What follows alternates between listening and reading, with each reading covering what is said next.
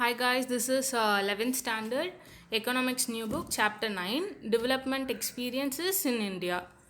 So introduction part.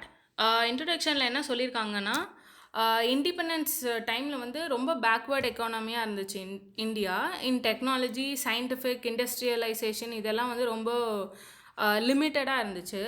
அக்ரிகல்ச்சரும் வந்து feudal and semi feudal இன்ஸ்டியூஷனாக இருந்தனால productivity ரொம்ப கம்மியாக இருந்துச்சு. டிரான்ஸ்போர்ட்டேஷன் ரொம்ப அண்டர் டெவலப்டாக இருந்தது. Education health and social security எல்லாம் ரொம்ப இன்அடிக்குவேட்டாக இருந்துச்சு. ஸோ கண்ட்ரி வந்து வேரியஸ் சோஷியல் ப்ராப்ளம்ஸில் வந்து இருந்தது.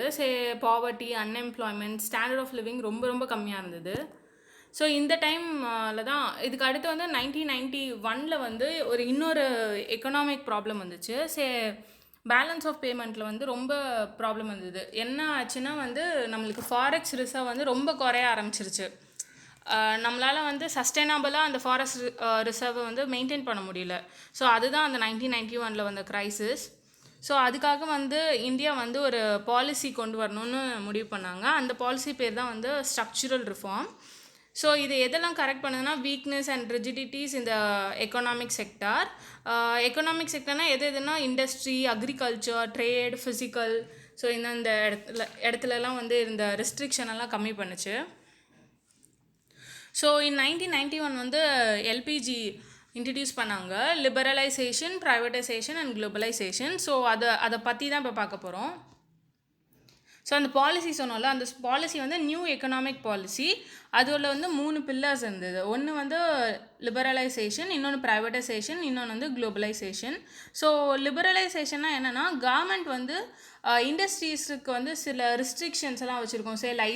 லைசன்ஸ் பண்ணுறது, அது ரெகுலேட் பண்ணுறது, இதெல்லாம் வந்து ரிமூவ் பண்ணிடுச்சு கம்ப்ளீட்டாக. ஸோ அதுதான் லிபரலைசேஷன். நவ் ப்ரைவேட்டைசேஷன் என்னென்னா பப்ளிக் செக்டர் தான் அதிகமாக இருந்துச்சு. கவர்மெண்ட்டோட ஓனர்ஷிப் தான் அதிகமாக இருந்தது. ஸோ அதெல்லாம் வந்து ப்ரைவேட்டுக்கு மாற்றி விட்டாங்க. ஓனர்ஷிப், மேனேஜ்மெண்ட் எல்லாத்தையும் மாற்றி விட்டாங்க. ஸோ அது வந்து ப்ரைவேட்டைசேஷன்னு சொல்லுவாங்க. அது எது வழியாக பண்ணாங்கன்னா டிஸ்இன்வெஸ்ட்மெண்ட், டீநேஷனலைசேஷன் இதெல்லாம். நவ் கம்ஸ் குளோபலைசேஷனாக என்னென்னா டொமஸ்டிக் மார்க்கெட் வந்து ரெஸ்ட் ஆஃப் த வேர்ல்டோட இன்டெகிரேட் பண்ணாங்க. ஸோ அதுதான் வந்து குளோபலைசேஷன். இது எப்படியெல்லாம் பண்ணாங்கன்னா இம்போர்ட் பண்ணுறதுக்கு நம்ம டேரிஃப் அண்ட் நான் டேரிஃப் பேரியர்ஸ்லாம் வச்சுருப்போம்ல, அதெல்லாம் வந்து எடுத்து விட்டுட்டாங்க. அதுக்கப்புறம் FDI and FII, FBI and FDI இதான் வந்து எஃப்ஐஐயோட உள்ளே வர 2 டைப் ஆஃப் இன்வெஸ்ட்மெண்ட். இதை வந்து அவங்க அலோவ் பண்ணாங்க. ஸோ நம்ம இப்போ வந்து அந்த எல்பிஜிக்கு வந்து ஃபேவராக சில ஆர்குமெண்ட்ஸ் பார்க்க போகிறோம் அண்ட் அகேன்ஸ்டாக சில ஆர்குமெண்ட்ஸ் பார்க்க போகிறோம். ஸோ லிபரலைசேஷன், ப்ரைவேட்டைசேஷன், குளோபலைசேஷனுக்கு ஃபேவராக என்னென்ன சொல்கிறாங்கன்னா இந்த லைசன்சிங் பாலிசிஸ் எல்லாம் வந்து தூக்கி விடுற லைக் எடுத்து விடுறனால, லிபரலைஸ் பண்ணி விடுறனால க்ரோத் வந்து அதிகமாக இருக்கும் அப்படின்னு சொல்கிறாங்க. லைசன்சிங் பண்ணனால தான் வந்து க்ரோத் கம்மியாச்சு அப்படின்னு சொல்ல வராங்க. அண்ட் ப்ரைவேட்டைஸ் பண்ணுறதுனால ப்ரைவேட்டைசேஷன் எதுக்கு தேவைன்னா முன்னாடி வந்து நிறைய ஆப்பர்ச்சுனிட்டி கிடைக்கல to earn money for private sector. So அதனால வந்து ப்ரைவேட்டைசேஷன் பண்ணணும்னு சொல்கிறாங்க. Now comes globalisation. டெவலப்டு கண்ட்ரீஸால் வந்து டெவலப்பிங் கண்ட்ரீஸ் ஹெல்ப் இல்லாமல் இருக்க முடியும். பட் ஆனால் டெவலப்பிங் கண்ட்ரீஸ்க்கு வந்து டெவலப்டு கண்ட்ரீஸோட ஹெல்ப் தேவைப்படுது. ஸோ அதனால குளோபலைசேஷன் வந்து இஸ் நெசசரின்னு சொல்லுவாங்க. ஃபார் இன்ஸ்டன்ஸ் வந்து டெவலப்டு கண்ட்ரீஸோட அவுடேட்டட் டெக்னாலஜிலாம் வந்து ஈஸியாக வந்து developing countries or under developed கண்ட்ரீஸில் தான் சோல்ட் அவுட் பண்ணுறாங்க. ஸோ அதனால வந்து it is necessary to open the market for for the globalisation அப்படின்றது வந்து அவங்க சொல்கிறாங்க. Now arguments against LPG. So unrestricted entry இருக்கனால ஒரு ரெஸ்ட்ரிக்ஷனே இல்லாதனால டொமஸ்டிக் மார்க்கெட்டில் வந்து நிறையா ப்ராப்ளம்ஸ் வரும். லோக்கல் மேனுஃபேக்சர்ஸ்க்கு நிறைய ப்ராப்ளம் வரும்னு சொல்கிறாங்க. ப்ரைவேட்டைசேஷன் பண்ணுறனால வந்து மோனோபோலி ஆஃப் த பவர் இருக்குன்னு சொல்கிறாங்க. பவர்ஃபுல் பீப்புளால் மட்டும்தான் சஸ்டெயின் பண்ண முடியும். அதனால சோஷியல் ஜஸ்டிஸே இருக்காது, டிஸ்பேரிட்டி இருக்கும் அப்படின்னு சொல்கிறாங்க. குளோபலைசேஷன்னால நம்ம வந்து we are integrating all the economics under one அம்பர்லாவில். ஸோ இதனால என்ன ஆகுதுன்னா டெவலப்டு கண்ட்ரீஸ்க்கு மட்டும் இது ஃபேவரபுளாக இருக்கும், லெஸ் டெவலப்ட் கண்ட்ரீஸ் வந்து நெக்லெக்ட் பண்ணிடுவாங்க. எக்கனாமிக் க்ரைசிஸ் வந்து லைக் இப்போ 2008 பார்த்தீங்கன்னா யூஎஸ் எக்கனாமிக் க்ரைசிஸ் வந்துச்சு. அப்போது இந்தியா வந்து அவ்வளோ அஃபெக்ட் ஆகலை. ஸோ அது டீகப்ளிங் எஃபெக்ட்னு சொல்லுவாங்க. ஸோ அந்த மாதிரி லைக் இன்டெகிரேட் அவ்வளோ ஆகாமல் இருந்தால் அந்த எக்கனாமிக் க்ரைசிஸ் வந்து அஃபெக்ட் ஆகாது. பட் இப்போ இந்த மாதிரி இன்டெகிரேட் பண்ணுறனால அங்கே ஏதோ ப்ராப்ளம் ஆனாலும் இங்கே ரிஃப்ளெக்ட் ஆகும். ஸோ இந்த மாதிரி இஷ்யூஸ் எல்லாம் இருக்கும்னு சொல்கிறாங்க. ஸோ 1991 வந்து என்னென்ன மேஜர் சேஞ்சஸ் இருக்குன்னா, ஸோ 1991 மேஜர் சேஞ்சஸ் என்னென்னா, ஃபாரின் எக்ஸ்சேஞ்ச் ரிசர்வ் வந்து அதிகமாச்சு. அதாவது ஃபாரின் கரன்சி நம்ம வந்து ஸ்டோர் பண்ணியிருப்போம்ல, அது வந்து அதிகமாச்சு. அண்ட் இண்டஸ்ட்ரியலைசேஷன் கூட அதிகமாச்சு. கன்சம்ஷன் லெவல் இம்ப்ரூவ் ஆச்சு. இன்ஃப்ராஸ்ட்ரக்சர்ஸ்லாம் வந்து நிறைய எக்ஸ்பேண்ட் ஆக ஆரம்பிச்சிது. பட் ஆனால் இந்த பெனிஃபிட்ஸ் வந்து எல்லாரையும் ரீச் ஆச்சானா இல்லை. மார்ஜினலைஸ் செக்ஷனை வந்து அவ்வளோவா ரீச் பண்ண முடியல. ஸோ இது வந்து நிறைய இஷ்யூஸ் கொண்டு வந்தது, like social, economical, political, demographic and ecological issues நிறைய கொண்டு வந்தது. பெனிஃபிட்ஸை வந்து லைக் யார் அதிகமாக ரீச் பண்ணுச்சுன்னா கொஞ்சம் இந்த புவர் செக்ஷனை சுத்தமாக ரீச்சே பண்ணலை. ஸோ இதனால நிறைய ப்ராப்ளம்ஸ் வந்துச்சு. பாவர்ட்டி அதிகமாச்சு, unemployment, discrimination, exclusion, deprivation, poor health care, food insecurity, இந்த மாதிரி நிறைய விஷயம் வந்துச்சு. ஸோ நான் டிஸ்இன்வெஸ்ட்மெண்ட்னா என்னென்னா, கவர்மெண்ட் அதோட ஹோல்டிங்ஸ் இருக்கும் ஒரு பப்ளிக் செக்டர் யூனிட்டில். நம்ம ப்ரீவியஸ் லெசனில் பேங்கிங்கில் வந்து எஸ்பிஐயில் அரௌண்ட் 58%ன்னு பார்த்தோன்னு நினைக்கிறோம். அந்த இதை வந்து அதோட ஷேரை வந்து விற்பாங்க to other private sectors or to other PSUs or to other bank, அந்த மாதிரி விற்றுருவாங்க. இதுதான் வந்து டிஸ்இன்வெஸ்ட்மெண்ட்னு சொல்லுவாங்க. Now the relative position of an Indian economy. So as we already know 17.5% of world population வந்து இந்தியாவில் இருக்குது. இந்தியாவோட வேர்ல்டு சர்ஃபேஸ் ஏரியா வந்து 2.4%. And it is the 7th largest economy. இந்த 3 விஷயம் வந்து என்றைக்குமே மாறாது. எக்கானமி மே சேஞ்ச், பட் இந்த ஃபர்ஸ்ட் 2 விஷயம் வந்து என்றைக்குமே மாறாது. So make sure you know this number 17.5%. So population கூட மாறும், this world area and that like percentage of world surface area and the total area 32 lakhs ன்னு நினைக்கிறேன், I'm not very sure, but percentage வந்து 2.4%. So இந்த numbers எல்லாம் கொஞ்சம் ஞாபகம் வச்சுக்கோங்க. ஸோ இதில் என்ன சொல்லியிருப்பாங்கன்னா, ஜிடிபி வந்து $2,251 billion இருந்துச்சு இந்த இயர் ஆஃப் 2016 சொல்லியிருப்பாங்க.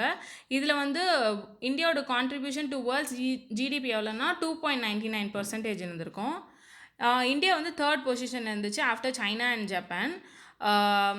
இந்த among the Asian countries like in GDP எவ்வளோ வந்து ஷேர் பண்ணுச்சுன்னா 8.5% வந்து டோட்டல் ஏஷியன் ஜிடிபியில் வந்து ஷேர் பண்ணிக்கும் இந்த year of 2016. Now comes the industrial sector reform. Prime minister வந்து ஆன் July 24, 1991 அப்போது நியூ இண்டஸ்ட்ரியல் பாலிசின்னு வந்து ஒரு பாலிசி கொண்டு வந்திருப்பார். இது எதுக்காகனா வந்து இண்டஸ்ட்ரியல் செக்டார்ஸ் எல்லாம் வந்து லிபரலைஸ் பண்ணுறதுக்காக அண்ட் டீரெகுலேட் பண்ணுறதுக்காக, அப்புறம் மேஜர் இண்டஸ்ட்ரீஸ் வந்து அந்த கிளச்சஸ் ஆஃப் பியூரோக்ரேட்ஸ் கிட்டேருந்து ரிலீஸ் பண்ணுறதுக்காக, அண்ட் டு நிறைய ரெஸ்ட்ரிக்ஷன்லாம் போட்டிருப்பாங்க இண்டஸ்ட்ரீஸில் அண்ட் ஃபாரின் டைரக்ட் இன்வெஸ்ட்மெண்ட் மேலெலாம். ஸோ அதெல்லாம் ரிமூவ் பண்ணுறதுக்காக and restriction of MRTP act அதை வந்து ரிமூவ் பண்ணுறதுக்கு, and it was also to increase the productivity and employment. So now the important initiatives by the government towards industrial policy. என்னென்ன வந்து important இனிஷியேட்டிவ்ஸ்னால் இதை தான் கீழே தனி ஹெட்டிங்காக பார்க்க போகிறோம். இண்டஸ்ட்ரியை வந்து டீலைசன்சிங் பண்ணிடுவாங்க, ரிசர்வேஷன் பண்ணிடுவாங்க. It will reform in public sector policy நடக்கும். Abolition of MRTP Act, which is Monopoly and Restrictive Trade Practices Act of the year of 1969. அடுத்து ஃபாரின் இன்வெஸ்ட்மெண்ட் பற்றி. ஸோ இப்போ ஒரு ஹெட்டிங் பார்க்கலாம். Industrial delicensing policy. இதில் என்னென்னா licensing சிஸ்டமை வந்து என் பண்ணிவிடுவாங்க. அது இன்னொரு பேரில் சொல்லுவாங்க licence Raj R red tapism. இதனால் என்ன ஆகுதுன்னா ப்ரைவேட் செக்டர் வந்து ஒரு இண்டஸ்ட்ரி ஸ்டார்ட் பண்ணுறதுக்கு முன்னாடி லைசன்ஸ் வாங்கணும்னு அவசியம் இருக்காது. Now, de-reservation of the industrial sector. Major நிறைய industries வந்து public sector மட்டுமே வந்து ரிசர்வ் பண்ணி வச்சிருந்தது. Say like no other sector, no other private sector could able to start the business. Say for instance, இப்போதைக்கு 3 வந்து அது மாதிரி பப்ளிக் கிட்ட தான் இருக்குது, பப்ளிக் செக்டார் கிட்ட தான் இருக்குது. Atomic energy, mining and railways. மற்றதெல்லாம் வந்து டீரிசர்வ் பண்ணிட்டாங்க. So any private sector can take up the business. அந்த மாதிரி reform related to public sector enterprises. It will இது என்ன பண்ணாங்கன்னா, it enhance the efficiency and competitiveness. எப்படின்னா நிறையா பப்ளிக் செக்டாரை வந்து ப்ரைவேட் செக்டரோட கம்பீட் பண்ண வச்சாங்க. அண்ட் தே கவர்மெண்ட் வந்து ஸ்ட்ராட்டஜிக் அண்ட் ப்ரியாரிட்டி ஏரியாஸில் மட்டும் கான்சென்ட்ரேட் பண்ண ஆரம்பித்தாங்க. அண்ட் லாஸ் மேக்கிங் பப்ளிக் செக்டரெல்லாம் வந்து ப்ரைவேட் கிட்ட சோல்ட் அவுட் பண்ணிட்டாங்க. Now, abolition of Monopoly and Restrictive Trade Practices Act of 1969. இது இந்த 1991 நியூ இண்டஸ்ட்ரியல் பாலிசியில் வந்து இதை அபாலிஷ் பண்ணிட்டாங்க. அண்ட் 2010 வந்து காம்படிஷன் கமிஷன் ஒன்று வந்து கொண்டு வந்தாங்க. இது எதுக்குன்னா மார்க்கெட்டில் வந்து எத்திக்கல் வே ஆஃப் காம்படிஷன் இருக்கணும். ஸோ லைக் ஹார்டிங் அந்த மாதிரி வந்து எதுவும் நடக்கக்கூடாது. சரி, பதுக்கி வச்சுட்டு ப்ரைஸ் இன்க்ரீஸ் பண்ணுறது, இல்லை நல்லா நிறைய எத்திக்கல் இஷ்யூலாம் நடக்கும் காம்படிஷனுக்குள்ளே. அதெல்லாம் இல்லாமல் ரொம்ப ஜென்யூனான பிஸ்னஸ் பண்ணுறாங்க அப்படின்றத மானிட்டர் பண்ணுறதுக்காக தான் இந்த காம்படிஷன் கமிஷன். அண்ட் இந்த பாலிசினால் நிறையா ப்ரைவேட் செக்டர் வந்து எமர்ஜ் ஆச்சு. And sizable number of foreign கம்பெனிஸும் வர ஆரம்பிச்சிது. Now comes the foreign investment policy. இந்த நியூ இண்டஸ்ட்ரியல் பாலிசி ஆஃப் 1991 வந்து ஃபாரின் இன்வெஸ்ட்மெண்ட் வந்து நிறைய உள்ளே கொண்டு வந்தாங்க. ஃபாரின் இன்வெஸ்ட்மெண்ட் அண்ட் ஃபாரின் டெக்னாலஜியை. ஸோ இதனால என்ன ஆச்சுன்னா காம்படிஷன் வந்து அதிகமாச்சு. ஸோ இந்த foreign investment like FDI and FII அது முன்னாடி பார்த்துருப்போம், அது ரெண்டுமே வந்து அலோவ் பண்ண ஆரம்பித்தாங்க. ஸோ இவங்க வந்து specified list of high technology, high investment priority இண்டஸ்ட்ரீஸ்க்கெல்லாம் வந்து ஆட்டோமேட்டிக் பெர்மிஷன் கொடுக்க ஆரம்பித்தாங்க. அப் டு 51% இனிஷியலாக கொடுக்க ஆரம்பித்தாங்க. அதுக்கப்புறம் அது 74% ஆக்கி ஃபைனலி அது 100%ஆகவே ஆக்கிட்டாங்க. நிறைய புது இண்டஸ்ட்ரியை வந்து அந்த லிஸ்ட்டில் ஆட் பண்ணிகிட்டே இருக்காங்க. அண்ட் ஒரு போர்டு வந்து செட்டப் பண்ணாங்க, ஃபாரின் இன்வெஸ்ட்மெண்ட் ப்ரொமோஷன் போர்ட். இது எதுக்காகனா இன்டர்நேஷ்னல் ஃபர்ம்ஸ் கூட வந்து நெகோஷியேட் பண்ணுறதுக்கு, அப்புறம் ஃபாரின் டைரக்ட் இன்வெஸ்ட்மெண்ட் எஃப்டிஐ வந்து உள்ளே கொண்டு வரதுக்கு, அதுக்காக இந்த போர்டு வந்து ஹெல்ப்ஃபுல்லாக இருந்தது. So this is the first part of this lesson. Hope you guys find it useful. So thank you guys.